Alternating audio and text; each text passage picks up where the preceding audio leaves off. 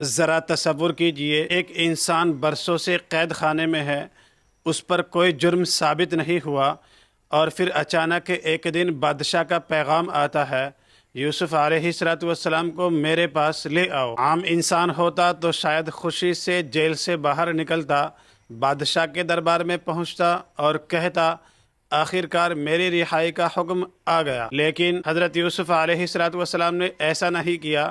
انہوں نے فرمایا کہ میں اس وقت جیل سے باہر نہیں آؤں گا، اس وقت تک نہیں آؤں گا جب تک میرے اوپر لگائے گئے الزام کی حقیقت پوری طرح واضح نہ ہو جائے۔ یہاں ذرا رک کر سوچئے، جس شخص نے برسوں جیل کی تکلیف برداشت کی ہو، اسے اچانک آزادی کا موقع مل جائے تو وہ اپنی عزت کا مطالبہ بعد میں کرے گا یا پہلے آزادی حاصل کرے گا؟ لیکن حضرت یوسف علیہ السلام نے ہمیں سکھایا ہے کہ مومن صرف آزادی نہیں چاہتا، وہ اپنی عزت اور سچائی کی حفاظت بھی چاہتا ہے۔ قرآن کریم میں اللہ تبارک و تعالیٰ فرماتے ہیں کہ بادشاہ نے یوسف کو بلایا، لیکن یوسف علیہ السلام نے کہا اپنے رب کے پاس جاؤ اور اس سے پوچھو کہ ان عورتوں کا کیا معاملہ تھا جنہوں نے اپنے ہاتھ کاٹ لیے تھے۔ یعنی حضرت یوسف علیہ السلام نے اپنی رہائی کو اپنی بے گناہی کے اعتراف سے جوڑ دیا۔ انہوں نے یہ نہیں کہا مجھے بس جیل سے نکال دو، بلکہ گویا فرمایا پہلے یہ دنیا جان لے کہ میں بے گناہ تھا۔ اور پھر بادشاہ نے ان عورتوں سے پوچھا کہ اس وقت تمہارا کیا معاملہ تھا جب تم نے یوسف کو اپنی طرف مائل کرنے کی کوشش کی تھی؟ اب وہ عورتیں جنہوں نے کبھی حضرت یوسف علیہ السلام کے خلاف بات کی تھی، آج انہیں حقیقت بیان کرنی تھی، اور پھر انہوں نے اعتراف کر لیا۔ انہوں نے کہا اللہ تبارک و تعالیٰ کی پناہ، ہم نے یوسف میں کوئی برائی نہیں دیکھی۔ یہ وہ لمحہ تھا کہ برسوں کی خاموشی ٹوٹ گئی، حضرت یوسف پر لگایا گیا الزام ختم ہو گیا، اور پھر عزیز مصر کی بیوی نے بھی سچ بول دیا۔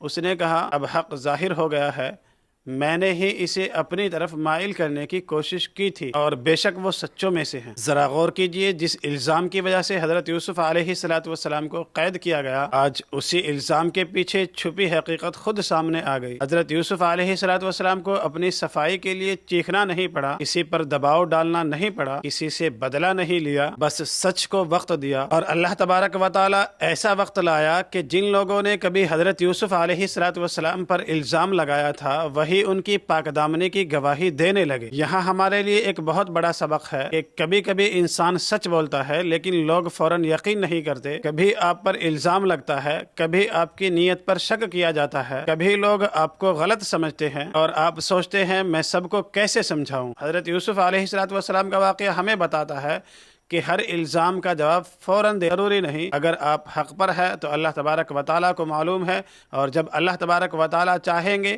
وہی سچ لوگوں کے سامنے لے آئیں گے۔ لیکن اب حضرت یوسف علیہ السلام کے لیے صرف جیل سے نکلنے کا وقت نہیں تھا، اب ایک نیا دروازہ کھلنے والا تھا۔ بادشاہ نے حضرت یوسف علیہ السلام کو اپنے قریب بلانے کا ارادہ کیا، اور اب وہ شخص جو کل تک قید خانے میں تھا، آج مصر کے سب سے اہم منصب کی طرف بڑھنے والا تھا۔ لیکن سوال یہ ہے، آخر بادشاہ نے حضرت یوسف علیہ السلام میں ایسی کون سی صلاحیت دیکھی کہ انہیں صرف آزاد ہی نہیں کیا بلکہ اپنے خاص لوگوں میں شامل کر لیا؟ اور کیا حضرت یوسف علیہ السلام واقعی مصر کی پوری معیشت کی ذمہ داری سنبھالنے والے تھے؟ یہ وہ مقام ہے جہاں حضرت یوسف علیہ السلام کی زندگی کا ایک بالکل نیا باب شروع ہوتا ہے۔ جیل کا دروازہ بند تھا، مگر اللہ تبارک و تعالی نے اسی جیل سے ان کے لیے عزت، اقتدار اور ذمہ داری کا دروازہ کھول دیا تھا۔ اور اب وہ لمحہ آ گیا جس کا انتظار حضرت یوسف علیہ السلام نے برسوں کیا تھا۔ بادشاہ کے سامنے حضرت یوسف علیہ السلام کی بے گناہی ثابت ہو چکی تھی۔ اب بادشاہ نے حکم دیا کہ یوسف کو میرے پاس لے کر آؤ۔ لیکن ذرا غور کیجئے، ایک ایسا شخص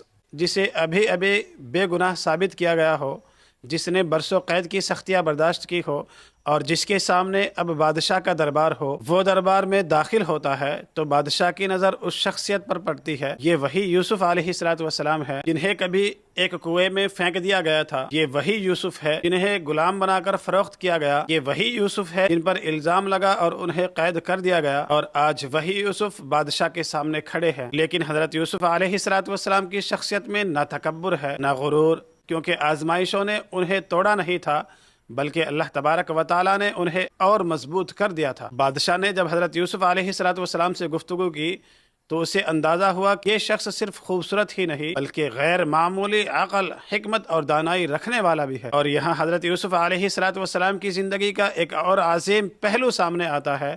اللہ تبارک و تعالیٰ نے انہیں صرف خوابوں کی تعبیر کا علم نہیں دیا تھا بلکہ حالات کو سمجھنے کی صلاحیت بھی عطا فرمائی تھی۔ وہ آنے والے حالات کو سمجھ سکتے تھے، وہ لوگوں کی ضرورت کو سمجھتے تھے، وہ ذمہ داری کو سمجھتے تھے، اور سب سے بڑھ کر وہ اللہ تبارک و تعالیٰ کی طرف سے دی ہوئی صلاحیت کو امانت سمجھتے تھے۔ اب بادشاہ کے سامنے بہت بڑا مسئلہ تھا جو میں نے آپ کو بیان کیا تھا کہ بادشاہ نے خواب دیکھا تھا جس کی تعبیر حضرت یوسف علیہ السلام نے بیان کی تھی کہ 7 موٹی گائے ہیں، 7 دبلی گائے ہیں، 7 ہری بالیاں ہیں اور 7 خشک بالیاں ہیں۔ یہ خواب بادشاہ نے دیکھا تھا۔ حضرت یوسف علیہ السلام نے بتایا تھا کہ مصر میں 7 سال تک خوب پیداوار ہوگی، پھر 7 سخت سال آئیں گے اور اس کے بعد 1 سال آئے گا جس میں لوگوں پر دوبارہ بارش اور خوشحالی ہوگی۔ لیکن صرف خواب کی تعبیر بتا دینا کافی نہیں تھا۔ اصل سوال تھا اتنی بڑی آزمائش سے مصر کو کیسے بچایا جائے، خوراک کو کیسے محفوظ کیا جائے، قحط کے سالوں میں لوگوں کو کھانا کیسے پہنچایا جائے اور ملک کی معیشت کو تباہ ہونے سے کیسے بچایا جائے۔ یہاں حضرت یوسف علیہ السلام کی وہ صلاحیت سامنے آنے والی تھی جس نے ان کی پوری زندگی کا رخ بدل دینا تھا۔ حضرت یوسف نے صرف مسئلہ نہیں بتایا بلکہ اس کا حل بھی بتایا۔ 7 سال مسلسل محنت کرو، جو فصل پیدا ہو اسے سنبھال کر رکھو اور جو کچھ کھانے کے لیے ضروری ہو اس کے علاوہ باقی پیداوار کو محفوظ کرو تاکہ جب قحط کے سال آئے تو لوگوں کے پاس خوراک موجود ہو۔ ذرا سوچئے، ایک شخص جو کل تک جیل میں تھا آج پورے ملک کے مستقبل کے بارے میں بات کر رہا تھا اور بادشاہ کے سامنے کھڑے ہو کر ایسی حکمت کی باتیں کر رہا تھا کہ ایک پوری قوم کو آنے والی تباہی سے بچایا جا سکے۔ یہ صرف علم نہیں تھا،